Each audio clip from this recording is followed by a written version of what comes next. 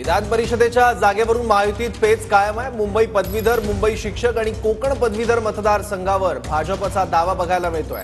राष्ट्रवादीकडून शिवाजी नलावडे यांचं नाव शिक्षक मतदारसंघासाठी जाहीर करण्यात आलं असलं तरी या जागेवर भाजपचा दावा असून अनिल बोरनारे आणि शिवनाथ दराडे इच्छुक आहेत। लवकरच महायुतीचे प्रमुख नेते एकत्र बसून याबद्दल निर्णय घेतील। आणखी माहिती घेऊ आपले प्रतिनिधी विनायक डावरुंग आता आपल्या सोबत आहेत। विनायक, हा पेच नेमका कसा सोडवणार आहे महायुती? विधान परिषदेच्या ह्या निवडणुका जास्त जाहीर झालेल्या आहेत। महायुतीमध्ये हा पेच निर्माण झालेला आहे। एकीकडे आपण जर पाहिलं तर मुंबई पदवीधर आणि मुंबई शिक्षक आणि कोकण पदवीधर मतदारसंघ जे आहेत यावरती भाजपचा दावा आहे।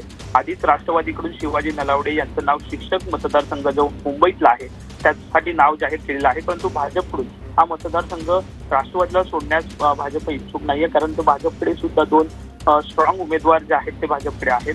तर दुसरीकडे आपण जर पाहिलं तर पदवीधर मतदारसंघावरती शिवसेनेचा दावा आहे, परंतु या ठिकाणी सुद्धा भाजप आपला उमेदवार देण्यासाठी इच्छुक आहे। त्यामुळे हा सगळा पेच जो आहे तो निर्माण झालेला आहे। आता काही दिवसातच महायुतीचे प्रमुख नेते जे आहेत ते एकत्र बसतील आणि हा पेच जो आहे तो सोडवला जाईल।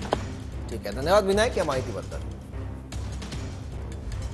तर विधान परिषदेच्या जागेवरून महायुतीतला हा पेच बघायला मिळतोय। मुंबई शिक्षक मतदारसंघासाठी दादा गटाकडून नाव जाहीर होऊ शकतं।